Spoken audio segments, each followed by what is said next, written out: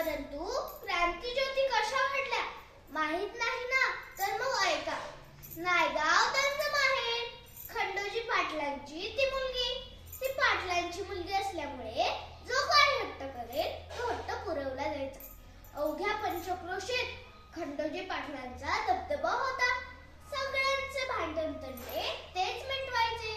तेव्हा सावित्रीबाईंना सुद्धा वाटायचे आपणही इतरांची मदत करावी.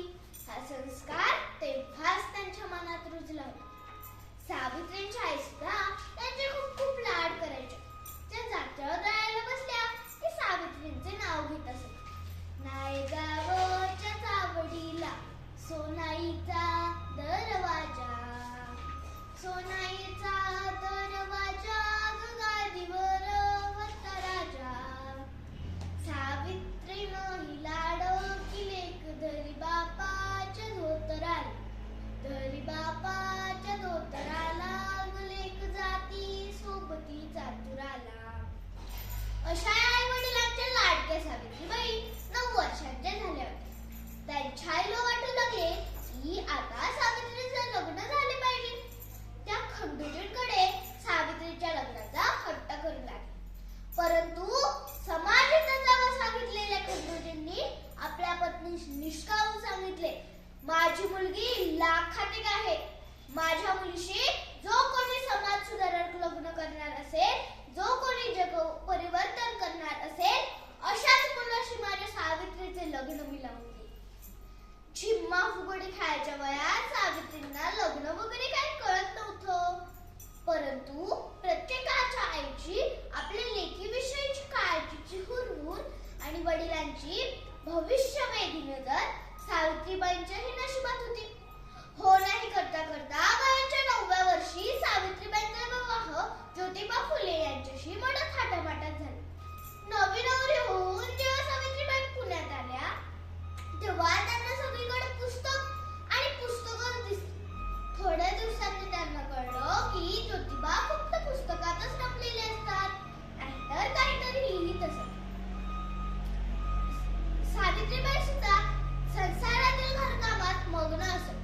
एकदा ज्योतिबा सावित्रीबाईंशी बोलताना त्यांना म्हणाले, सावित्री, पोरीबाळांची परिस्थिती लय वंगाळ आहे. पुस्तकात काय लिहिलंय हे त्यांना शिकवलं पाहिजे. सावित्री, मी पुरुष आहे. मी स्त्रियांपर्यंत पोहोचू शकत नाही. तू स्त्री आहेस. तू स्वतः शिक्षण घे आणि दुसऱ्यांना शिक्षण दे. तेव्हा सावित्रीबाईंना घरकाम थोडं थोडं येत होतं, परंतु शिक्षण घेणं आणि देणं त्यावेळी त्यांना खूप मोठं संकट वाटलं. पण करणार काय? एकदा शेतात शेतीची कामं चालू होती. सावित्रीबाई सुद्धा इतरांबरोबर कामं करत होते. ज्योतिबा सुद्धा होते. ज्योतिबा सावित्रीबाईंना म्हणाले, सावित्री बघ, धानाच्या दाण्यानं जमिनीत गाडून घेतल्याशिवाय उभकणीस निर्माण होत नाही. तसंच आपण शिक्षणाच्या कार्यात गाडून घेतलं नाही तर उद्याच्या शिक्षित समाजाची निर्मिती होणार नाही. अशा सगळ्या वातावरणात सावित्रीबाईंना धास्ती वाटायची. एकीकडे समाजाची आणि एकीकडे ज्योतिबाईंची. करावं की न करावं, शिकावं की नको. ज्योतिबाईंच्या धास्तीनं हळूहळू सावित्रीबाई शिकत गेल्या आणि ज्ञानाची कवाडं सताड उघडी झाली. तेव्हा शिक्षणाचं महत्त्व कळालं. नंतरचं कार्य तुम्ही ऐकलं असेलच. भिडेवाड्यातील पहिली मुलींची शाळा हेही ऐकलं असेल. हा भिडेवाडा पुण्यात कुठे आहे माहिती आहे? हो, श्रीमंत दगडूशेठ हलवाई गणपती मंदिरासमोर रस्त्याच्या एका बाजूला हिरे माणिकांनी बनवलेले गजानन मंदिर आणि रस्त्याच्या दुसऱ्या बाजूला भारतातील पहिली मुलींची शाळा, जेथून मुलींच्या शिक्षणाची सुरुवात होऊन आज मुली डॉक्टर, इंजिनियर, वकील झाल्या. हा भिडेवाडा पाहिलाय कोणी? मोडकळी सालाय होतो. मनाला सुन्न करणारी गोष्ट आम्ही शांत राहून ऐकत होतो. सावित्रीबाईंच्या शाळेतील एक बाहुली नावाची मुलगी भिडेवाड्यातून बाहेर आल्यावर अक्षरशः प्रसाद म्हणून तिला काचेने भरलेला लाडू खाऊ घातला. रक्ताच्या उलट्या होऊन ती 6-7 वर्षांची बाहुली मरण पावली. स्त्री शिक्षणाचा पहिला ज्ञात बळी गेला.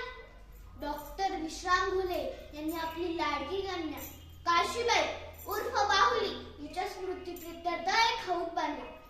सर्व जाती धर्मातील लोकांची तहान मिटावी म्हणून. किती जणांनी पाहिलाय हौद? आम्ही भिडेवाडाही पाहिला, बाहुलीचा हौद नाही पाहिला. आम्ही पाहिला तो श्रीमंत दगडूशेठ हलवाईचा गणपती. माणसातील माणूस पण हरवलं त्याला देव तरी काय करेल हो? सावित्रीबाई शिका, अभ्यासा. ते तुमच्यातील सावित्री जागृत करण्यासाठी नव्हे. ही सावित्री अशा